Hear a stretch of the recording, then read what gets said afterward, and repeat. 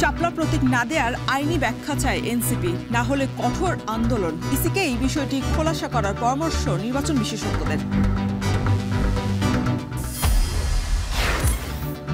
ফেব্রুয়ারিতে নির্বাচন নিয়ে শঙ্কা নেই জাতিসংঘ থেকে দেশে ফিরে মির্জা ফখরুল বললেন, জাতীয় ঐক্য করতে ভূমিকা রাখবে প্রধান উপদেষ্টার এই সফর।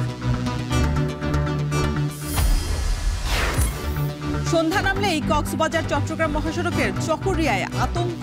গহীন বনে সক্রিয় ডাকাত চক্র, হামলার শিকার ছোট ছোট যানবাহন, নিষ্ক্রিয় প্রশাসন।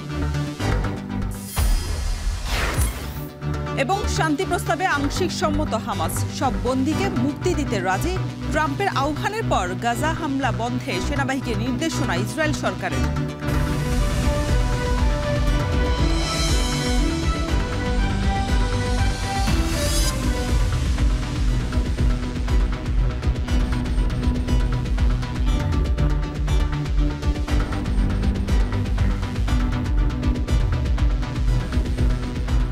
স্বাগত এখন বাণিজ্যে, সঙ্গে আছি শরীফ রওশন। এনসিপিকে শাপলা প্রতীক না দেওয়ার আইনি ব্যাখ্যা না দিলে জনগণকে সাথে নিয়েই ইসির বিরুদ্ধে কঠোর অবস্থানে যাওয়ার হুঁশিয়ারি দিয়েছেন এনসিপির আহ্বায়ক নাহিদ ইসলাম।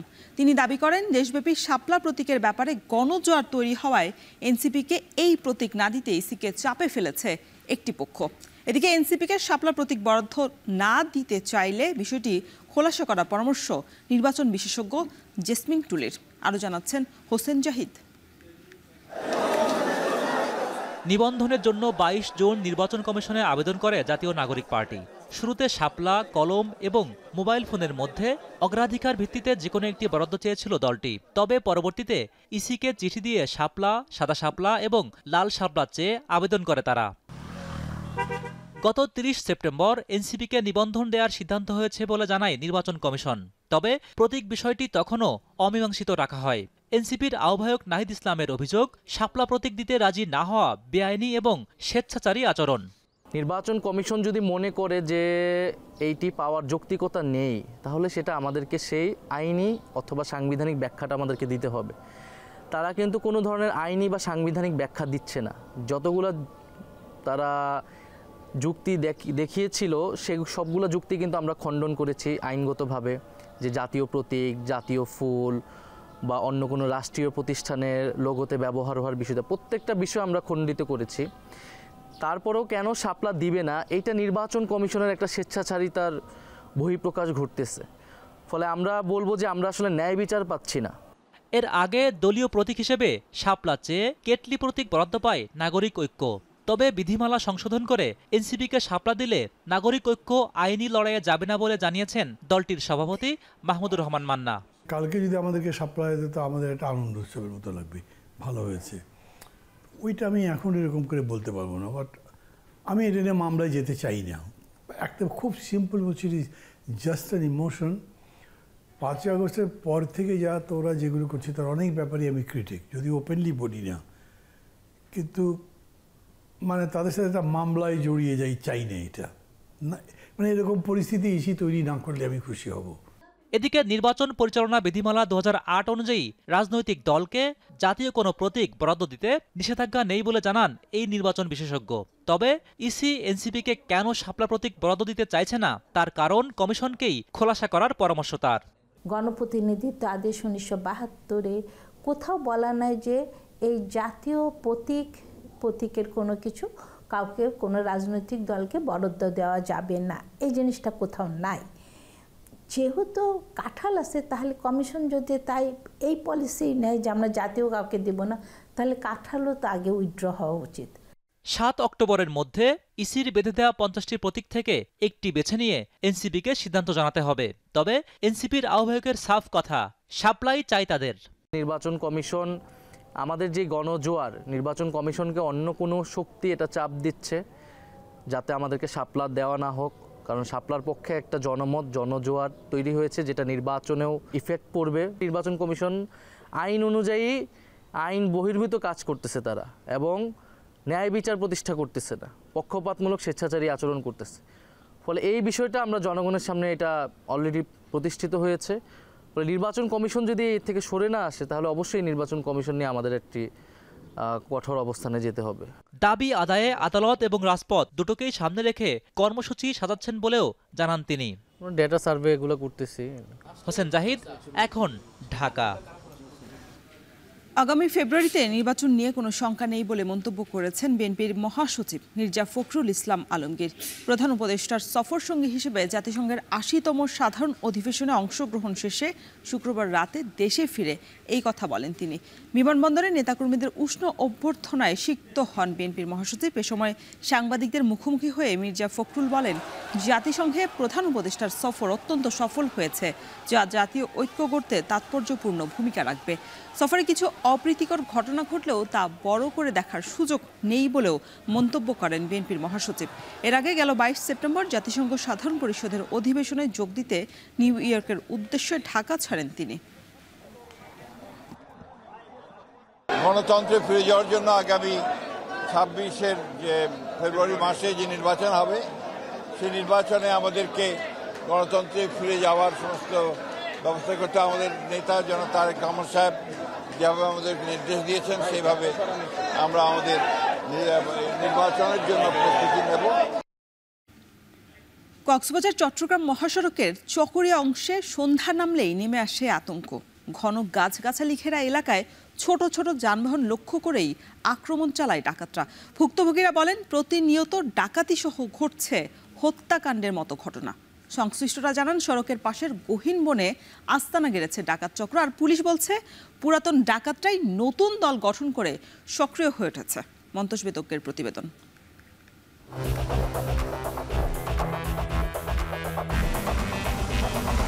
কক্সবাজার চট্টগ্রাম মহাসড়কের ফাঁসিয়াকালী থেকে ডুলাহাজারা মালমঘাট হয়ে মেধাকোচুপিয়া পর্যন্ত সড়কের পুরোটায় ঘন গাছে ঘেরা। কোথাও নেই সড়কবাতি। সন্ধ্যা নামলেই এলাকায় ভর করে ডাকাতের ভয়। ডাকাতদের প্রধান লক্ষ্য থাকে ছোট যানবাহন।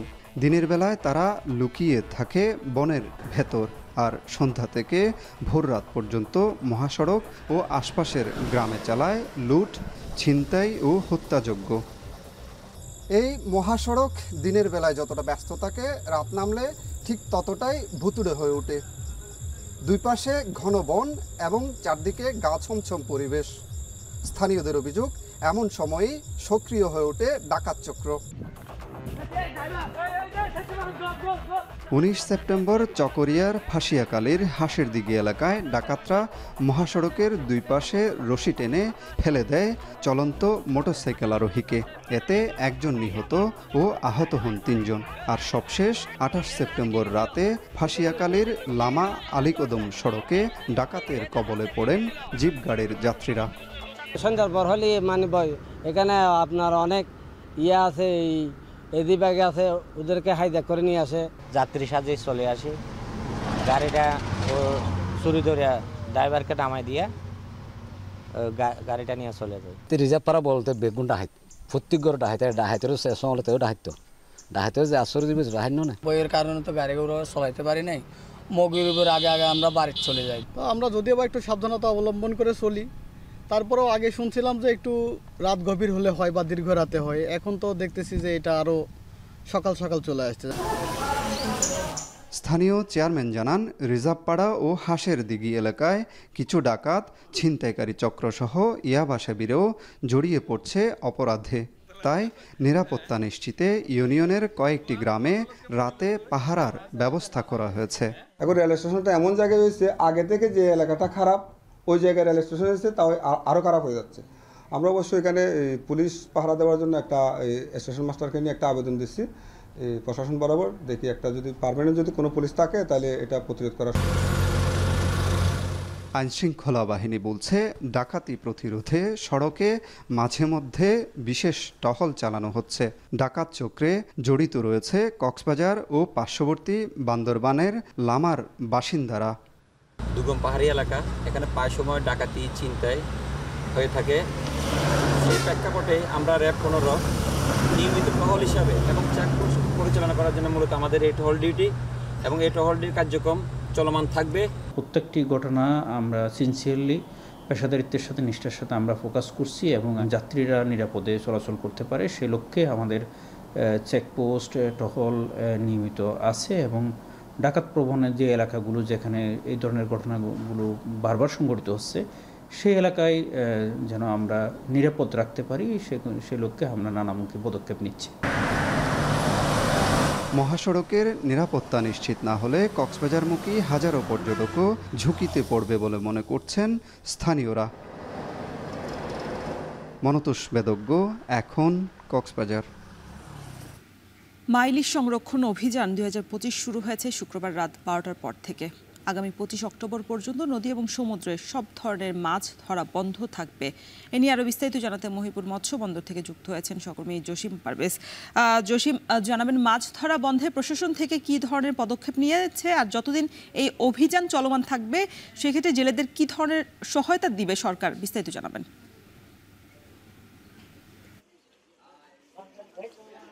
শরীফ রওশন, আপনি জানেন যে আসলে এখন কিন্তু আজ থেকে আগামী 25 অক্টোবর পর্যন্ত এই 22 দিন সমুদ্র নদ নদীতে সকল প্রকারের জাল ফেলা নিষেধ এবং তার মানে মাছ শিকারই পুরোপুরি বন্ধ রয়েছে। সে কারণে এখানকার যে সমুদ্র উপকূলীয় অঞ্চলের যে হাজারো জেলে রয়েছে তারা ইতিমধ্যেই তারা তীরে ফিরে এসেছেন, গতকালকে ফিরে এসেছেন। এখন চলছে তাদের শেষ প্রস্তুতির কাজ। যেমন তারা আপনি দেখতেই পাচ্ছেন আমার পিছনে কিন্তু জেলেরা তাদের ট্রলার থেকে তারা জাল তীরে তুলছেন এবং সেগুলোকে সংরক্ষণের জন্য সে প্রক্রিয়া চলমান রয়েছে। এভাবেই উপকূলীয় অঞ্চলের যেমন কলাপাড়া, তালতলি, আমতলি এবং এখানকার বরগুনার পাথরঘাটা এবং রাঙাবালি সহ বিভিন্ন চর অঞ্চলের হাজারো জেলে তারা কিন্তু এরকম গুছিয়ে নিচ্ছেন তাদের 22 দিনের জন্য মাছ ধরার যে সকল রসদ রয়েছে সে সকল রসদ। আর এখানকার যে উপকূলীয় অঞ্চলের যে সকল উপজেলা প্রশাসন রয়েছে, জনপ্রশাসন রয়েছে, স্থানীয় সরকার প্রতিনিধি রয়েছে, তারা কিন্তু সকলেই প্রচারণা চালিয়েছেন বিগত দিনে 22 দিনে মা ইলিশ সংরক্ষণ অভিযান সফল করার জন্য। সেই অভিযানের অংশ হিসেবেই জেলেরাও সচেতনতামূলক কার্যক্রমে বেশিরভাগই সচেতন হয়ে তারাও তীরে ফিরে এসে তারা ঘাটে অবস্থান করবেন এমনটি জানিয়েছে। এবং এছাড়া যে নৌবাহিনী, কোস্ট গার্ড এবং নৌ পুলিশ এবং মৎস্য অধিদপ্তর তারা যৌথ অভিযান পরিচালনা অব্যাহত রাখবেন এই 22 দিন এমনটি তারা জানিয়েছেন। এবং এই যদি কোনো জেলে এই 22 দিনের মধ্যে সাগর, নদী এবং বিভিন্ন জলাশয়ে যদি জাল ফেলে তাহলে তাদের জেল জরিমানা সহ অন্যান্য শাস্তি নিশ্চিত করার জন্য ভ্রাম্যমাণ আদালত অভিযান অব্যাহত রাখবে এমনটি আমাদেরকে জানিয়েছে। তো আপনাকে আরো জানিয়ে রাখি, পটুয়াখালী জেলায় প্রায় 80,024 জন জেলে রয়েছে। তার মধ্যে 69,045 জেলেকে প্রত্যেকটি জেলে পরিবারকে 25 কেজি চাল দেবেন এই 22 দিন অবরোধকালীন সময়ে। তো এখানকার জেলা প্রশাসন এবং জেলা মৎস্য কর্মকর্তা মোহাম্মদ কামরুল ইসলামের সঙ্গে আমরা কথা বলেছি। তিনি আমাদেরকে নিশ্চিত করেছে যে এই মা ইলিশ সংরক্ষণ এবং অভিযান নির্বিঘ্ন করতে এবং টেকসই ইলিশ উৎপাদন অব্যাহত রাখতেই তাদের এই অভিযান জোরালো করেছেন এবং সেই লক্ষ্যেই তারা তাদের ছুটি প্রায় শেষ পর্যায়ে তারা রয়েছেন এবং এখন নদ নদী এবং নদীর মোহনায় তারা অভিযান অব্যাহত শুরু করবেন আজ থেকেই এমনটি আমাদেরকে নিশ্চিত করেছে। একই সঙ্গে জেলেরাও কিন্তু তারাও তাদের সমুদ্র এবং নদ নদী থেকে তীরে ফিরে এসে তারা জাল পলা এবং মাছ শিকারের সকল রসদ গুছিয়ে নিচ্ছেন 22 দিন অবরোধ সফল করার জন্য। এই ছিল আমার কাছে সবশেষ। মা ইলিশ সংরক্ষণ অভিযানের সবশেষ খবর জানাতে পটুয়াখালী থেকে যুক্ত ছিলেন সহকর্মী জসিম পারভেজ। ডোনাল্ড ট্রাম্পের প্রস্তাবিত গাজা শান্তি পরিকল্পনা অনুযায়ী সকল জিম্মিকে মুক্তি দিতে রাজি হয়েছে হামাস। তবে শান্তি প্রস্তাবের কিছু শর্ত নিয়ে এখনও আলোচনা চলছে বলে জানিয়েছে গোষ্ঠীটি। হামাসের জিম্মি মুক্তির সিদ্ধান্তকে স্বাগত জানিয়েছেন ট্রাম্প সহ অন্যান্য বিশ্ব নেতারা। এদিকে ট্রাম্পের আহ্বানের পর গাজায় হামলা বন্ধে সেনাবাহিনীকে নির্দেশনা দিয়েছে ইসরায়েল সরকার। বাকিটা জানাচ্ছেন সানজিদা ইসলাম তন্নি। নানা জল্পনা কল্পনার পর মার্কিন প্রেসিডেন্ট ডোনাল্ড ট্রাম্পের প্রস্তাবিত গাজা শান্তি পরিকল্পনা অনুযায়ী জীবিত ও মৃত সকল ইসরায়েলি জিম্মিকে মুক্তি দেওয়া সহ কিছু শর্তে রাজি হওয়ার কথা জানালো হামাস। পাশাপাশি জাতীয় ঐকমত্যের ভিত্তিতে এবং স্বাধীন ফিলিস্তিনি নেতৃত্বের হাতে গাজা উপত্যকার প্রশাসন হস্তান্তরের প্রস্তুতির কথাও জানায় তারা। তবে শান্তি প্রস্তাবের কয়েকটি দফা নিয়ে এখনও আলোচনা চালিয়ে যাচ্ছে গোষ্ঠীটি। শুক্রবার হামাসকে শান্তি প্রস্তাবে রাজি হতে ট্রাম্পের সময় বেঁধে দেওয়ার পরেই এই ঘোষণা দিল সংগঠনটি। তবে যুদ্ধবিরতি প্রস্তাবে হামাসের আংশিক এই সম্মতির বিষয়টিকেই স্বাগত জানিয়েছেন ট্রাম্প। নিজের সামাজিক মাধ্যম ট্রুথ সোশ্যালের এক পোস্টে ট্রাম্প জানান, হামাস স্থায়ী শান্তির জন্য প্রস্তুত। পোস্টে ট্রাম্প আরও বলেন, জিম্মিদের নিরাপদে ফিরিয়ে আনতে ইসরায়েলকে গাজায় বোমা হামলা বন্ধ করতে হবে। চলমান হামলা ও সংঘাতের মধ্যে জিম্মিদের মুক্ত করা অত্যন্ত বিপজ্জনক বলেও উল্লেখ করেন তিনি। জবাবে ইসরায়েলের সামরিক বাহিনীকে গাজায় হামলা বন্ধের নির্দেশ দিয়েছে নেতানিয়াহু প্রশাসন। প্রধানমন্ত্রীর কার্যালয় জানিয়েছে, ইসরায়েলি জিম্মিদের মুক্তির লক্ষ্যে ট্রাম্পের গাজা পরিকল্পনার প্রথম ধাপ বাস্তবায়নের জন্য প্রস্তুত তেল আবিব। হামাসের জিম্মি মুক্তির সিদ্ধান্ত ও ট্রাম্পের গাজায় হামলা বন্ধের আহ্বানকে স্বাগত জানিয়েছে কাতার। দেশটির পররাষ্ট্র মন্ত্রণালয়ের এক মুখপাত্র সামাজিক মাধ্যম এক্সে এক পোস্টে জানিয়েছে, দোহা প্রেসিডেন্ট ট্রাম্পের বক্তব্যের প্রতি সমর্থন জানাচ্ছে, যেখানে তিনি হামাসের সিদ্ধান্তকে স্বাগত জানিয়েছে। হামাসের প্রতিক্রিয়ায় ইতিবাচক অগ্রগতি হতে পারে বলে আশা প্রকাশ করেছে মিশরের পররাষ্ট্র মন্ত্রণালয়। কায়রো জানিয়েছে, তারা আরব রাষ্ট্রগুলো, যুক্তরাষ্ট্র ও ইউরোপীয় রাষ্ট্রগুলোর সঙ্গে কাজ করবে যেন গাজায় একটি স্থায়ী যুদ্ধবিরতি নিশ্চিত করা যায়। জাতিসংঘের মহাসচিব অ্যান্তোনিও গুতেরেসও হামাসের প্রতিক্রিয়াকে উৎসাহিত করে গাজার মর্মান্তিক সংঘাত বন্ধে সব পক্ষকে আহ্বান জানিয়েছেন। এক বিবৃতিতে এ তথ্য জানান জাতিসংঘ মহাসচিবের মুখপাত্র স্টিফেন ডুজারিক। এদিকে যুদ্ধবিরতি পরিকল্পনা বাস্তবায়নে সাহায্যকারী দেশগুলোকে ধন্যবাদ জানিয়েছেন Trump. This is a big day. We'll see how it all turns out. We have to get the final word down in concrete. Very importantly, I look forward to having the hostages come home. I just want to let you know that this is a very special day, maybe unprecedented in many ways. It is unprecedented. But thank you all, and thank you all to those great countries that helped. হামাসের জিম্মি মুক্তির ঘোষণায় আশার আলো দেখতে পাচ্ছেন Israeli জিম্মিদের পরিবার। আশা করছেন দ্রুতই জিম্মিদের মুক্তির বিষয়টিও নিশ্চিত করা হবে। আর যুদ্ধ বন্ধের চেষ্টা করে মার্কিন প্রেসিডেন্ট ট্রাম্পকে ধন্যবাদ জানান তারা। সানজিদা ইসলাম তন্নি, এখন বিশ্ব। ফ্রিডম ফ্লোটিলার নৌবহর জব্দ করায় এবার ইসরায়েল সরকারের বিরুদ্ধে বিক্ষোভের নাম নেমেছে খোদ ইহুদিরাই। শুক্রবার ইসরায়েল উপকূলের কাছে বিক্ষোভ করেন তারা। বাধা দিলে আইডিএফের সঙ্গে এক পর্যায়ে ব্যাপক ধস্তাধস্তি হয় তাদের। সে সময় আটক করা হয় বেশ কয়েকজন আন্দোলনকারীকে। জাহানারা ভুইয়ার প্রতিবেদন।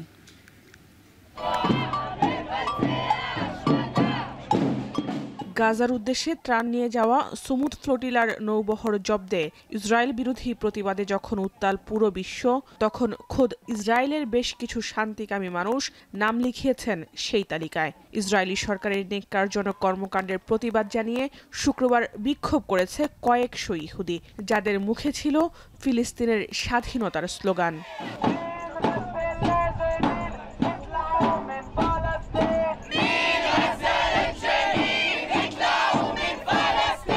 বিশ্ববাসী যখন চাইছেন ইসরায়েলি বেড়াজাল ভেঙে অনাহারে থাকা গাজাবাসীর মুখে খাবার তুলে দিতে, তখন তাদের বাধা দেওয়ার প্রতিবাদ জানান তারা। ইসরায়েলি প্রধানমন্ত্রী বেনিয়ামিন নেতানিয়াহুর যুদ্ধের নামে ফিলিস্তিনিদের জাতিগতভাবে নির্মূল করতে চান বলেও অভিযোগ তাদের। Came to protest against the genocide in Gaza and to support the global Sumud flotilla that came and was arrested yesterday. I also came to support all the movement to impact sanctions on Israel to stop what's happening in Gaza right now, but also to stop what's happening in the West Bank and to support the Palestinians and to help free Palestinians from ongoing ethnic cleansing. We're here a group of activists unaffiliated with any organization. We are here first and foremost in solidarity with the people of Gaza to break the siege, whether it's from land right here or from the sea. The flotilla, we saw how they were arrested, and we want to say we are in solidarity with all the people in the world that are doing anything they can to break this siege on Gaza, to end this genocide.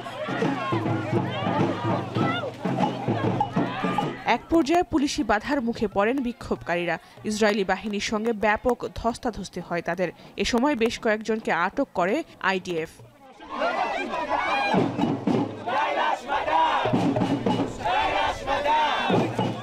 Jahanara Bhuiyan, এখন বিশ্ব।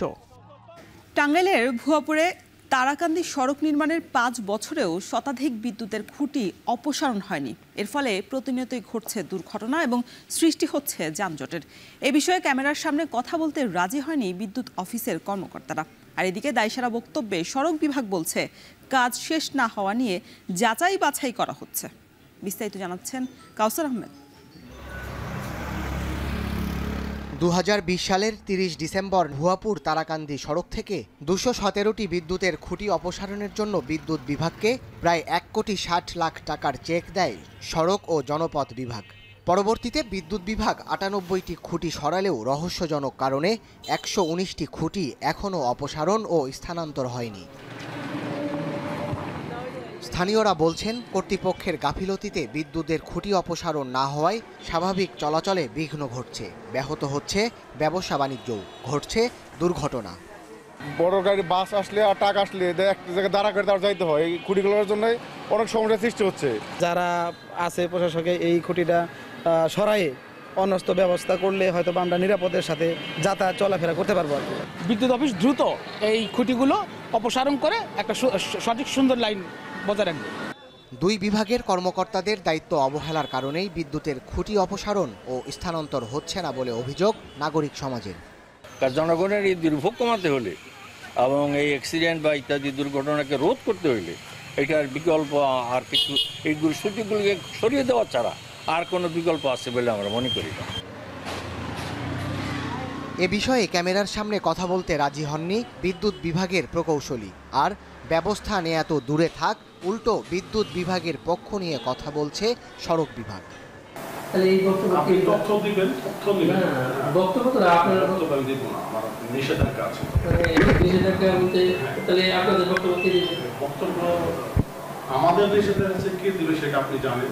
অবহেলার বিষয় বা কাজের কতটুকু পরিমাপ হয়েছে এটা এখন চূড়ান্তভাবে বলার সময় আসেনি।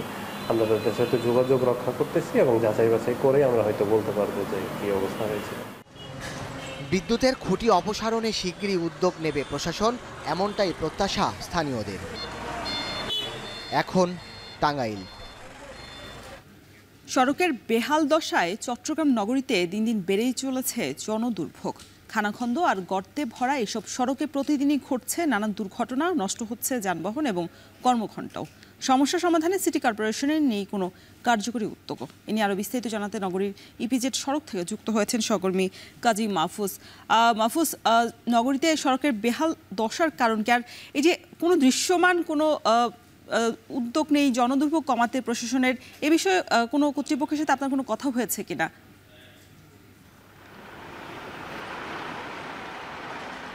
চট্টগ্রাম নগরীর বেশ কিছু গুরুত্বপূর্ণ সড়ক এখন বলা যায় যে একেবারে খানাখন্দে ভরা এবং ক্ষতবিক্ষত অবস্থা রয়েছে। আমরা এই মুহূর্তে যেখানে রয়েছে এটি হলো চট্টগ্রামের ইপিজেড এলাকা। এই এলাকার দিয়েই মূলত চট্টগ্রাম বিমানবন্দর যাওয়া হয়। বিমানবন্দরের প্রধান সড়ক বলা হয় এই ইপিজেড এলাকার সড়কটি, কিন্তু গত 6 মাস ধরে এই সড়কের একেবারে বেহাল অবস্থা। দীর্ঘ 1 কিলোমিটার আমরা দেখতে পাচ্ছি এখানে আসলে কার্পেটিং ছিল কিনা এমন সন্দেহ তৈরি হয়েছে মানুষের মধ্যে। তারা বলছেন যে 6-7 মাস হয়ে গেল এখনও পর্যন্ত এই সড়কের কোনো সংস্কার করছে না, অথচ এই সড়ক দিয়ে চট্টগ্রাম বিমানবন্দর, পতেঙ্গা সমুদ্র সৈকত থেকে শুরু করে বিভিন্ন গুরুত্বপূর্ণ এলাকাতে যাওয়া হয়। বলে রাখি যে চট্টগ্রামের দুটি বড় ইপিজেড কিন্তু এই সড়কের পাশে অবস্থিত। এর পাশাপাশি এটি শুধুমাত্র চট্টগ্রামের জন্য গুরুত্বপূর্ণ সড়ক তা নয়, দেশের অর্থনীতির জন্য বড় গুরুত্বপূর্ণ সড়ক হচ্ছে এটি, কারণ এই সড়কের পাশেই চট্টগ্রাম বন্দরের কন্টেনার টার্মিনাল রয়েছে, যার কারণে এর গুরুত্ব কিন্তু দেশের অর্থনীতির মধ্যেও রয়েছে। এমন অবস্থায় এই সড়কটি মেরামত না করার কারণে এখানে স্থানীয় যারা আছেন এবং যারা এই সড়কটি ব্যবহার করছেন তারা বেশ ভোগান্তির মধ্যে পড়েছে এবং তারা ক্ষোভ প্রকাশ করছেন। আমরা দেখতে পাচ্ছি আসলে যানবাহন যেগুলো চলাচল করছে সেগুলো কিন্তু বেশ ঝুঁকি নিয়ে চলাচল করছে, গর্তের মধ্যে পড়ে যাচ্ছে, যে কোনো সময় দুর্ঘটনাও ঘটতে পারে সেই অবস্থা আমরা কিন্তু এখানে দেখতে পাচ্ছি। গতকালও কিন্তু একটি কন্টেনারবাহী গাড়ি এই সড়কেই দুর্ঘটনার কবলে পড়েছিল, কন্টেনার উল্টে সড়কে পড়ে যায়, এমন দৃশ্য কিন্তু আমরা গতকালকে দেখেছি। এমন অবস্থায় আসলে সমাধানটি কোথায়, সেই সমাধান নিয়েই মূলত সিটি কর্পোরেশন এবং সিডিএর মধ্যে এক ধরনের স্নায়ুযুদ্ধ চলছে বলা যায়। সিটি কর্পোরেশন বলছে যে এই সড়কটি এমন অবস্থা হওয়ার কারণ হলো চট্টগ্রামের উন্নয়ন কর্তৃপক্ষ। তারা এই সড়কের উপরে এলিভেটেড এক্সপ্রেসওয়ে করেছে এবং এই এলিভেটেড এক্সপ্রেসওয়ে করার পর এই ইপিজেড অংশে একটি র্যাম্প তৈরি করা হচ্ছে। র্যাম্পের কারণে মূলত সড়কের এই বেহাল দশা হয়েছে, কিন্তু তারা এখনো পর্যন্ত সেটি সংস্কার করছে না। আর সিডিএ বলছে যে তাদের কাজের জন্য কিছুটা এই সড়কটি ক্ষতিগ্রস্ত হয়েছে, কিন্তু সেই অবস্থা পাশাপাশি সিটি কর্পোরেশনের কিন্তু কিছু দায় রয়েছে। তাদের যে নিয়মিত কাজ সড়ক মেরামত করা সেটি না করার কারণে এই অবস্থা তৈরি হয়েছে। তো দুই পক্ষ কিন্তু একে অপরকে দোষারোপ করছে, যার মাঝখানে যারা এই সড়কটি ব্যবহার করছেন তাদেরকে সেই ভোগান্তির মধ্যে পড়তে হচ্ছে। আপনাকে বলে রাখি যে গত 8 বছরে চট্টগ্রাম সিটি কর্পোরেশন সড়ক সংস্কারে প্রায় 2,500 কোটি টাকা খরচ করেছে, কিন্তু এরপরও নগরবাসী সুফল পাচ্ছে না। তারা বলছে যে 1 বছর পরে সেই সড়কগুলো আবারও নষ্ট হয়ে যাচ্ছে। সেক্ষেত্রে কাজের মান নিয়েও কিন্তু প্রশ্ন তুলছেন অনেকেই। তো এমন অবস্থায় আসলে সিটি কর্পোরেশন এবং সিডিএকে একত্রিত হয়ে বসে এই সমস্যার দ্রুত সমাধান করার কথা বলছেন স্থানীয়রা। এ ছিল আমার কাছে চট্টগ্রামের ইপিজেড এলাকায় সড়কের বেহাল দশার সবশেষ তথ্য। চট্টগ্রাম থেকে যুক্ত ছিলেন সহকর্মী কাজী মাহফুজ। বগুড়ার হাটবাজারগুলোতে কোটি কোটি টাকা রাজস্ব আদায় হলেও সুযোগ সুবিধা নেই বেচাকেনা করতে আসা সাধারণ মানুষের। অবকাঠামোগত উন্নয়ন না থাকায় রোদ বৃষ্টিতে নানা অসুবিধার মধ্যেই বেচাকেনা করতে হচ্ছে হাটুরেদের। ইজারা নীতিমালা অনুযায়ী ইজারার নির্দিষ্ট অংশ ব্যয় হচ্ছে না হাটের এই উন্নয়নে। তবে হাট সংস্কার এবং উন্নয়ন করার আশ্বাস দিচ্ছেন সংশ্লিষ্ট কর্মকর্তারা। বিস্তারিত রাজীব সেলিমের প্রতিবেদনে ছবি তুলেছেন রবিউল ইসলাম। যোগাযোগের সুবিধায় নদীপথ ঘিরে গড়ে ওঠে হাট, বাজার আর বন্দর। তবে অবকাঠামোগত উন্নয়ন, আধুনিকায়ন ও অন্যান্য সুযোগ সুবিধার অভাব থাকায় কমছে ব্যবসার প্রসার। বগুড়ার ইছামতি পাড়ের নারুয়ামালা, দুর্গাহাটা ও তরণীহাটের জৌলুস কমেছে। হাটুরেদের আনাগোনা আগের মতো না থাকায় কমেছে বেচাকেনা। ধুঁকে ধুঁকে চলছে একসময়ের নামকরা এসব হাট। ইজারদার আছে, বিভিন্ন ধরনের সমস্যা করার কারণে হাটের গতি কমে গেছে। পানি হলে পরে কাদো হয় এক হাঁটু করে, এগুলো সমস্যার জন্য হাট খুব আর জোর হয় না। এগুলো তো ক্লিয়ার হলো নি, লালাঘাট ঠিক থাকলো নি, ড্রেন ট্রেন ঠিক থাকলো নি। স্বল্প পরিমাণে মাল ওঠে, যা মানুষের যাতায়াতের সমস্যা। হাটের চতুর্পাশে যদি রাস্তাঘাট ক্লিয়ার থাকতো তাহলে গাড়ি ঘোড়া আসতে পারতো এবং মালামাল ক্রয় বিক্রয় করতে পারতো, সব দিক দিয়ে সুবিধা হতো। হাটবাজার ইজারা নীতিমালা অনুযায়ী উপজেলা পরিষদের আওতাধীন হাটে ইজারার 15% ব্যয় করার কথা থাকলেও তা প্রয়োজন অনুযায়ী বেড়ে 25%ও হতে পারে। আর পৌরসভা নিয়ন্ত্রিত হাটে ইজারার 45% ব্যয় করার কথা। তবে চলতি বছর ইজারা দেয়া 180টি হাটের বেশিরভাগেই নেই হাটুরেদের জন্য পর্যাপ্ত সুযোগ সুবিধা। পৌরসভা আমাদের কাছে প্রতি বছরে কোটি কোটি টাকা নিয়ে যায়, সে তুলনায় আমাদের এখানে উন্নয়নের আমরা কিছুই ছোঁয়া দেখতে পাইনি। দূর থেকে যারা আসে দূর থেকে এখানে ব্যবসা করার জন্য টাকা পয়সা নিয়ে টাকার নিরাপত্তার স্বার্থে হাটে যান, সে ব্যবস্থা সরকার থেকে করে। রাস্তাঘাটগুলো একটু বড় পাকাকরণ যদি করে কিংবা ঢালাই করে তাহলে সুবিধা হয়। বগুড়ার উপজেলা পরিষদ ও পৌরসভা নিয়ন্ত্রিত হাটের সংখ্যা 245টি। এর মধ্যে ইজারা দেয়া হয়েছে 180টি। বাকি হাট বাজারে চলছে খাস আদায়। ক্রেতা বিক্রেতাদের স্বাচ্ছন্দ্যে কেনাবেচার জন্য সব ধরনের সুযোগ সুবিধা দিতে ইজারা নীতিমালা অনুযায়ী হাটের উন্নয়নের আশ্বাস দিয়েছেন স্থানীয় সরকারের কর্মকর্তা। প্রত্যেকটা হাট বাজার যার পৌরসভার মধ্যে অবস্থিত আছে, যতটুকু উন্নয়ন করার কথা প্রতি বছর ততটুকু যেন উন্নয়ন করে, সমস্ত টাকা যেন তাদেরকে তাদের নিজস্ব আয় হিসাবে যে 41% সেই 41%ই থাকবে, বাকি 46% যেটা আছে সেটা তারা যে উন্নয়নের জন্য খরচ করবে। বগুড়া জেলায় এবছর ইজারা দেয়া 180টি হাটের মোট ইজারা মূল্য প্রায় 42 কোটি টাকা। রাজীব সেলিম, এখন বগুড়া। পূজার ছুটিতে রাঙামাটির বিনোদন কেন্দ্রগুলোতে ভিড় বাড়ছে পর্যটকদের। আবাসিক হোটেল, রিসর্ট এবং কটেজে শতভাগ বুকিং হয়েছে এর মধ্যে। এ নিয়ে আরও বিস্তারিত জানাতে রাঙামাটির ঝুলন্ত সেতু থেকে যুক্ত হয়েছেন সহকর্মী জুয়েল রানা। জুয়েল, পূজার ছুটিতে রাঙামাটিতে পর্যটকদের সমাগম কেমন দেখছেন, আর ব্যবসা বাণিজ্য কতটা জমে উঠলো, ব্যবসায়ীরা কি বলছেন?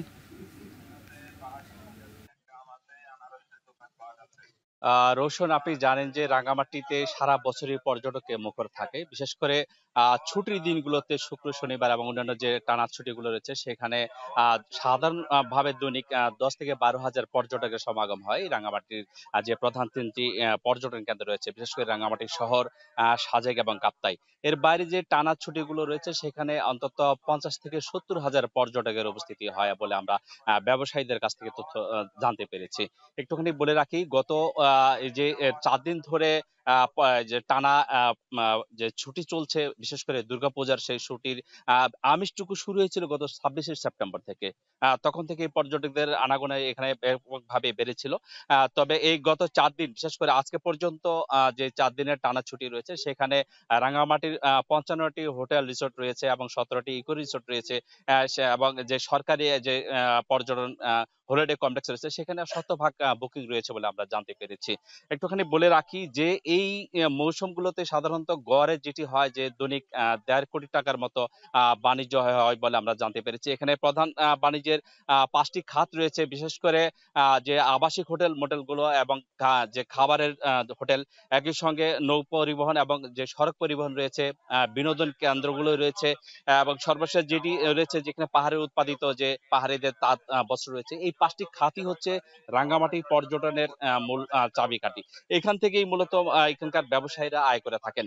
এই যে 4 দিনের ছুটি, সেই ছুটির কথাই যদি আসি, এখানে সর্বশেষ যে খাগড়াছড়ির একটি অনাকাঙ্ক্ষিত পরিস্থিতি তৈরি হয়। সেখানে সাজেকে আসলে যে হোটেলগুলো বুকিং ছিল অন্তত 6,000 পর্যটকের, সেগুলো আসলে বাতিল হয়ে যাওয়ায় কিছুটা মন্দা অবস্থা সেখানে বিরাজ করছিল। তবে গত পরশুদিন থেকে মূলত সেখানে আবার মানুষজনের উপস্থিতি বাড়ছে এবং আজকেও আমরা জানতে পেরেছি যে সেখানে পর্যটকরা যাচ্ছেন। রাঙ্গামাটি এই যে শহর, এই রাঙ্গামাটি শহরের আশেপাশে যে পর্যটন কেন্দ্রগুলো রয়েছে এখানে মানুষের ব্যাপক উপস্থিতির কথা আমরা জানতে পেরেছি। এখানে আমরা সকাল থেকে অবস্থান করছি। আমি এই মুহূর্তে দাঁড়িয়ে আছি রাঙ্গামাটি পর্যটন সেতু এলাকায়। আমরা এই রাঙ্গামাটি পর্যটন সেতুর বাইরেও পাশেই রয়েছে পলওয়েল পার্ক, যেটি পুলিশ তত্ত্বাবধান করেন। এর পাশে রয়েছে আরণ্যক, যেটি সেনাবাহিনী পরিচালিত। এর সঙ্গে রাঙ্গামাটি শহর থেকে কাপ্তাই সড়কে যে আসাম বস্তি সড়কটি রয়েছে, সুবলং ঝর্ণা এবং যে রাজবন বিহার এলাকা রয়েছে, সব মিলিয়ে এইখানকার পর্যটকদের ব্যাপক পদচারণা রয়েছে। একটুখানি বলে রাখি যে রাঙ্গামাটির যে সবচেয়ে বড় যে সৌন্দর্য সেটা হচ্ছে দিগন্ত বিস্তৃত সবুজ বনানী রয়েছে, পাহাড় রয়েছে, পাহাড়ের ভাঁজে ভাঁজে যে এখানকার ঝর্ণা প্রবাহ রয়েছে এবং সবচেয়ে বড় যে আয়োজনটু সেটি হয়েছে দক্ষিণ পূর্ব এশিয়ার যে কাপ্তাই হ্রদ, সবচেয়ে বড় যে কৃত্রিম হ্রদ সেটি হচ্ছে এই কাপ্তাই হ্রদ, 725 বর্গ কিলোমিটার আয়তনে। এই কাপ্তাই হ্রদকে কেন্দ্র করেই মূলত এখানকার ব্যবসা প্রসার পেয়েছে, পর্যটনের ব্যবসার। এখানকার হোটেল মোটেল এবং যে আরো যে ব্যবসাটুকু রয়েছে সেটি নির্ভর করে এই কাপ্তাই লেক এবং এই যে পরিবেশ প্রকৃতির উপরে। রাঙ্গামাটি থেকে এই ছিল আমার কাছে সবশেষ। রোশন। পূজা ছুটিতে রাঙামাটির বিনোদন কেন্দ্রগুলোতে পর্যটকদের ভিড়ের খবর জানাতে সহকর্মী জুয়েল রানা যুক্ত ছিলেন। বরাবরই লবণাক্ততা আর জলাবদ্ধতার কারণে ধান চাষে হিমশিম খেতে হয় সাতক্ষীরার চাষিদের। তবে লবণাক্ততা এবং জলাবদ্ধতা সহনশীল নতুন জাত বিনা ধান 23 চাষে ভালো ফলন হয়েছে। কম সময়, কম খরচ এবং প্রতিকূল আবহাওয়াতেও টিকে থাকা এই ধান এখন কৃষকদের নতুন স্বপ্ন দেখাচ্ছে। আহসান রাজীবের প্রতিবেদন, ক্যামেরায় ছিলেন মাসুদ রানা। সাতক্ষীরা সদর উপজেলার সনকা গ্রাম, এখানকার ফসলের মাঠে প্রথমবারের মতো পরীক্ষামূলকভাবে চাষ হয়েছে নতুন জাত বিনা ধান 23। নতুন এই ধানে ফলন তুলনামূলক বেশি ও খরচ কম হওয়ায় খুশি চাষিরা। চাষিরা বলছেন মৌসুমের আগেই রোপণ করা যায়, ফলে ফসল ঘরেও তোলা যায় আগে। চলতি মৌসুমে অন্য জাতের ধান পাকতে আরও 15 দিন সময় লাগলেও বিনা ধান 23 ঘরে তুলতে শুরু করেছেন তারা। এছাড়া লবণাক্ততা ও জলাবদ্ধ জমিতে টিকে থাকায় এই জাতের ধান চাষ করে খুশি কৃষক। যেরকম আমরা সার দেয় তাছাড়া আরও কম আমাদের সার লেগেছে আর কি। আর ধানটা আগাম 10-15 দিন আগাম পাকা মানে আমাদের জমিতে শক্তি বৃদ্ধি করে। ওষুধ পালাও কম লেগেছে, আরও আগাম ধানটা পাচ্ছে। বেশিরভাগে জামাইবাবু লাগাই বিনা 23 ধানটা ভালো, আমরা দেখতে পাচ্ছি খুব ফাইন ধান। অন্তত 20-15 দিনের আগে কাটা যাবে। অন্য কোনো জাত লাগাবো আমি লাগাতে পারবো, আমার আগাম পাকি গিয়ে ফলন অধিক, আগাম পাক আমি সব আর ফলন বেশি। বাংলাদেশ পরমাণু কৃষি গবেষণা ইনস্টিটিউটের উদ্ভাবিত নতুন এই জাতের ধান উপকূলীয় এলাকায় সবচেয়ে জনপ্রিয়। এছাড়া প্রথমবারের মতো 7 বিঘা জমিতে বিনা 23 জাতের ধান চাষ হলেও দ্রুত সারা দেশে তা ছড়িয়ে দেওয়া হবে বলছেন কর্মকর্তারা। যে কিভাবে আমরা লবণাক্ত এলাকায় আমন সিজনে যে স্বল্পকালীন একটা জাত উদ্ভাবন করা যায়, সেই পরিপ্রেক্ষিতেই আমরা এই ধানটা 20, 22, 21 সাল থেকে আমরা জাত ছাঁটকরণের মাধ্যমে কৃষকের মাঠে প্রেরণ করছি। যে এলাকায় জোয়ার ভাটা লবণের এলাকার জন্যই এটা উদ্ভাবন করা হয়েছে। বিশেষত বিনা ধান 17, বিনা ধান 23 এইগুলা যদি আমরা আগাম করে চাষ করতে পারি, পরবর্তী ফসল আমরা একটা সরিষা নিয়ে পরে সেই জমিতে নির্বিঘ্নে বড় আবাদ করতে পারবো। বিনা ধান 23-এর ব্যাপক চাষ উপকূলীয় কৃষিতে ইতিবাচক পরিবর্তন আনবে। এতে কৃষক যেমন লাভবান হবেন, তেমনি বাড়বে খাদ্য নিরাপত্তা, আশা বিশেষজ্ঞদের। হাসান রাজীব, এখন সাতক্ষীরা। 24 ঘন্টার মধ্যে দ্বিতীয়বারের মতো জার্মানির আকাশ সীমায় সন্দেহজনক ড্রোন উঠতে দেখা যাওয়ায় আবারও বন্ধ ঘোষণা করেছে মিউনিখ বিমানবন্দর। বিমানবন্দর পুলিশের একজন মুখপাত্র জানিয়েছেন, মিউনিখ বিমানবন্দরের 2টি রানওয়ে বন্ধ রয়েছে। আপাতত পরবর্তী নির্দেশ না দেওয়া পর্যন্ত বিমানবন্দরের সকল কার্যক্রম বন্ধ থাকবে বলে জানিয়েছে কর্তৃপক্ষ। স্থানীয় সময় বৃহস্পতিবার জার্মানির আকাশ সীমায় সন্দেহজনক ড্রোনের উপস্থিতি দেখা যায়। এতে ফ্লাইট বাতিলের পাশাপাশি বিমানবন্দর সাময়িক বন্ধ ঘোষণা করা হয়। পুনরায় ফ্লাইট চালুর কয়েক ঘন্টা পর আবারও সন্দেহজনক ড্রোনের উপস্থিতি লক্ষ্য করা যায় জার্মানির আকাশ সীমায়।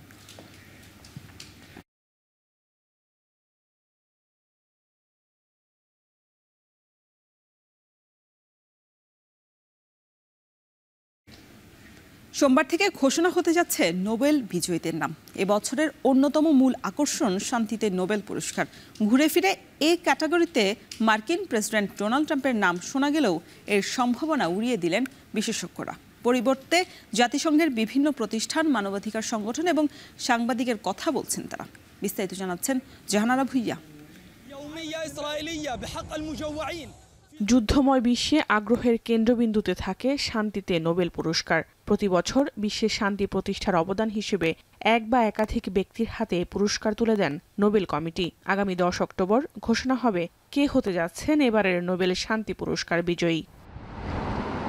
338 মনোনীত প্রার্থীর মধ্য থেকে বিজয়ী বাছাই করবেন নোবেল কমিটির সদস্যরা। আর এই কমিটিতে কারা থাকবেন তা নির্ধারণ করবে Norway parliament.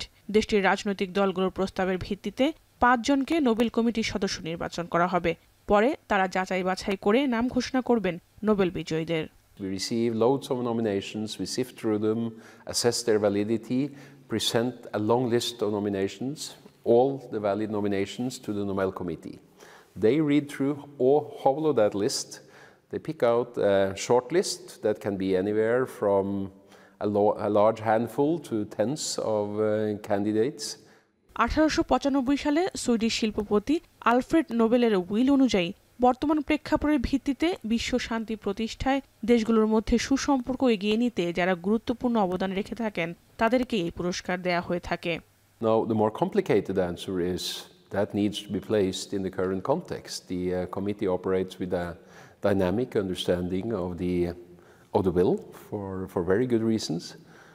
And there is no codification of exactly what is emphasized in the Nobel Committee's deliberations. চূড়ান্ত বিজয়ীর নাম ঘোষণার আগ পর্যন্ত মনোনীত প্রার্থীদের পূর্ণ তালিকা গোপন রাখে নোবেল কমিটি।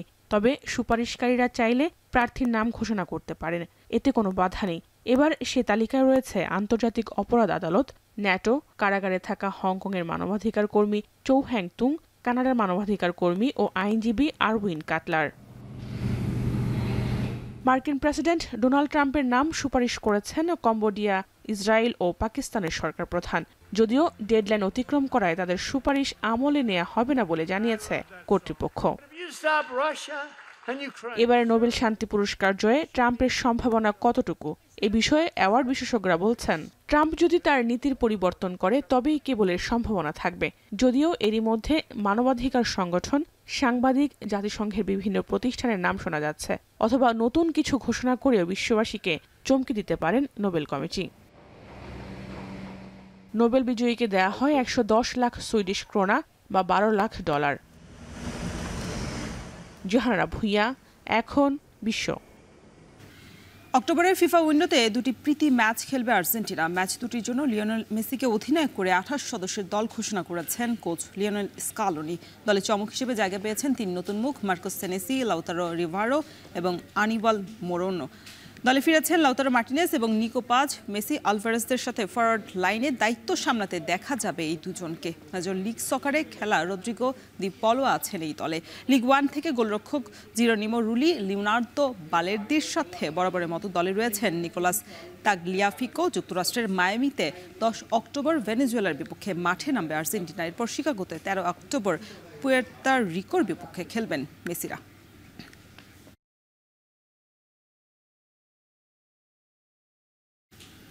শেষ করছে এখন বাণিজ্য, তার আগে শিরোনামগুলো আরও একবার। শাপলা প্রতীক না দেওয়ার আইনি ব্যাখ্যা চায় এনসিপি, না হলে কঠোর আন্দোলন। ইসিকে এই বিষয়টি খোলাসা করার পরামর্শ নির্বাচন বিশেষজ্ঞের। ফেব্রুয়ারিতে নির্বাচন নিয়ে শঙ্কা নেই, জাতিসংঘ থেকে দেশে ফিরে মির্জা ফখরুল বলেন জাতীয় ঐক্য করতে ভূমিকা রাখবে প্রধান উপদেষ্টার এই সফর।